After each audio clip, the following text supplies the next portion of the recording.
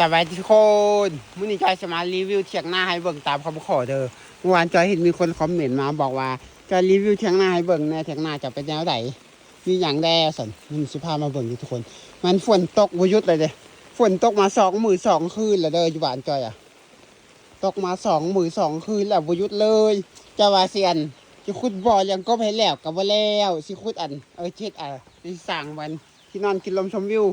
จะหาใหม่ฝากกับฝนตกบูจะไปหาใหม่จังได้ก็เลยหยุดบ่ได้เฮ็ดหยังเลยถ่ายคลิปกับบูจะไปถ่ายคลิปอีหยังช่วงนี้นะตั้งแต่เมื่อวานมาบ่ได้ถ่ายคลิปอีหยังเลยแบบนี้นะทุกคนเพราะว่าฝนตกไปใส่บ่ได้มีแต่เฝ้าสัตว์เลี้ยงอันนี้เถียงนาก็จะเป็นแบบนี้ทุกคนนี่ทางกองหลังเลยกองหลังก็จะเป็นแบบนี้มี3 ห้องนี่1 2 3สิพาไปเบิ่งทางเทิงว่าเป็นแนวใดฝนตกมาเครื่องตากเต็มระเบียงเดี๋ยวสภาพบนทางในมันมืดแต่ทุกคนเปิดไฟสายเอาทางใน อันนี้วันนอนจอยบ่เครื่องอันนี้เป็นเครื่องของจอยหมดเลยเด้เครื่องจอยบ่ได้เอาไว้เฮือนเลยไว้นาหมดบางเครื่องเป็นบรรยุบรรยะทุกคนหลายคนยังสิแหละส่วนนี้ก็จะมีห้องนอนส่วนตัวของพ่อกับแม่ทางในเครื่องจักรอีหยังได้หยังเครื่องหลายโพดพอสนานจอยจังว่าจอยสิสร้างเป็นเฮือนนอนต่างหากอยู่แบบคนเดียวแบบนี้นะอันนี้มันหลายคนอยู่ร่วมกันมันก็เลยเป็นจังซี่เครื่องเมียนละเครื่องเมียนละของก็ยังที่ว่าเลยทุกคนมันคนหลายคนเนาะเอาเก็บมันก็คือเก่าเก็บก็คือเก่าก็ยามันเถอะใช่เป็นทางหลุมได้คือเสียงหน้าเขาเป็นแบบนี้จอยกำลังเตรียมจะสั่ง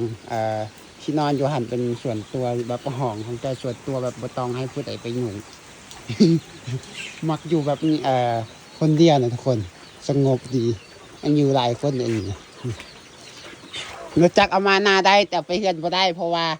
ฝนตกไปบ่ได้เลยนี่เฮือนละครัวกับเสแบบนี้เฮือนละครัวกับว่าสิตั้งใหม่อยู่เลยทุกคนฝนตกบางแม่หัวมืดแต่กับว่าสิตั้งเฮือนละครัวในตั้งลกไก่ในตั้งที่นอนได้แล้วก็สร้างบอลเลี้ยงกบเลี้ยงปลาได้แต่ว่ามันเป็นแนวนี้วะทุกคนแม่มือคักเห็นอย่างเลยอันนี้คือเฮือนละครัวเถียงนาว่าตั้งเหม่ออยู่เด้ผมไม่ได้ตั้งเถอะบางเฮือนละครัวแล้วต่อไปก็คือยังจะมีลกเป็ดลกไก่แน่นี่ทางหนานจะเป็นลกเป็ดลกไก่ลกเป็ดลกตกไก่อยู่นี่หวานที่ใจเกมจะสร้างใหม่อยู่นี่แหละแต่สิตัดต้นมะกะหงออกเลยทุกคนจอยเจ็ดที่นอนอยู่นี่เตือนนอนอยู่นี่ตัดต้นมะกะหงออกอันนี้คือลกเป็ดลกไก่ทางในเป็นลกไก่ก็ว่าสิตั้งใหม่อยู่จะว่าก่อนเดือนกันยาเดือนเก่าแล้วจะว่าใช้แล้วกับหัวสิแล้วเพราะตอนนี้ฝนตกแกงเสียบ่หูจะไปเอาใหม่อยู่ใส่มาเฮ็ด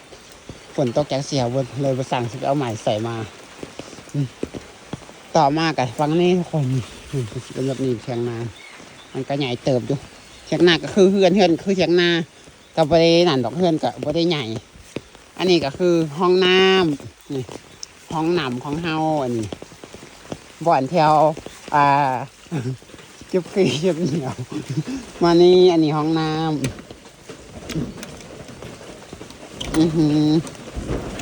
นี่ห้องน้ำพัดวักก็เชียงหน้าพัดวักแม่นไม้ห้องน้ำนี่ก็มีมาได้ประมาณ10 ปี10 ปลายปีในหนึ่งแล้วแหละอันนี้ก็จะเป็นน้ำเฮาใส่น้ำเฮากินน้ำเฮาอาบแต่ว่าช่วงนี้กินบ่ได้เลยน้ำมันขุ่นฝนตก2 มือมันเหนียวบ่ได้ตักน้ำกินอยู่นี่เลยเพราะว่าเขาตักไว้ก่อนหน้านี้แล้วน้ำมันคือมันใสนะอันนี้มันขุ่นเขาบ่กินเขาไปใส่กันตองเช่นนี่น้ำมีไหลตลอด24 ชั่วโมงเลยน้ำนี่นะบ่ขาดบ่ต้องยานว่าน้ำมันขาด กินก็ได้อาบก็ได้แต่ว่าช่วงนี้น้ำขุ่นบ่กินดอกน้ำอันนี้เขาเอาสายน้ำไปต่อในหัวแล้วก็ปล่อยอยู่นี่ส่วนไปทางนี้กับจิแมนคอกหมูจะใช้เบิ่งคอกหมูมาทางตึบแหงช่วงนี้เอาตัวควายออกสับมันก็เลยตึบวันลูกมีมันจอยเกมจะสั่งให้บ่อนเลี้ยงไก่ไข่แล้วก็ที่เดี๋ยวเราค่อยไปเบิ่งอันไหนเบิ่งอันนี้ก่อน อันนี้คือคอกหมูนี่ตัวหมูนอนอยู่ทางในพูนอันนี้บ่อนให้มันอยู่ มือสาวเขาปล่อยมือแรงเขาขังตัวหมู ส่วนอันนี้แมนบอลที่จอยเกมจะสร้างใหม่สิพาเบิ่งบอลสร้างใหม่พร้อมบอลเกมจะสร้างใหม่ก็คือนี่ทุกคนจอยจะได้ล้อมอัดอันนี้เลยจอยเฮ็ดไหวบอลนี้คือกะสิสร้างให้มันแล้วก่อนเดือนกันยาแหละเดือนเก่าไหมบ่ออันนี้จอยสิเลี้ยงปลาบางทีจอยว่าสิเลี้ยงปลาดุกบางทีกะสิบ่เลี้ยงปลาดุกกะสิมันปลานิลปลาอย่างพวกนี้แหละบางทีพอปลาดุกจะเอามาเลี้ยงแล้วนะอันนี้อาจจะเลี้ยงปลานิล จอยจะขุดบ่อยาวบางทีแต่ว่าฝนมันตกมาขุดบ่ได้ดินมันเหนียวนี่อันนี้พวกมาฝนตกน้ำหยืดเต็มส่วนบอลนี้จอยคิดว่าจอยเซตเหล่าไก่อยู่นี่เลี้ยงไก่ไข่จาก10 โต20 โต เอาไว้กินละไข่แค่คิดเอาไว้เด้อบ่ฮู้ว่าสิได้แค่บ่แค่คิดเอาไว้สิส่วนนี้ก็คือจะแม่นบอลเลี้ยงกบแต่พักบ่งมาใส่เมื่อวาน วันนี้มันบอลเลี้ยงกจ้ากะสิจะอันนี้มันมีหนามอยู่ระหว่างกลางให้กบอยู่ส่วนละขางมันจะกะสิจงกว้างๆไปหอดฝุ่นหอดที่แล้วก็สิล้อมอ้อมเพื่อจะกบอยู่แบบกบมันเป็นสัตว์เครื่องบกเครื่องหนามอยู่แล้วนะมันอยากอยู่บกให้มันขึ้นมาอยู่บกมันอยากลงหนามให้มันลงไปนอนน้ำแบบนี้นะ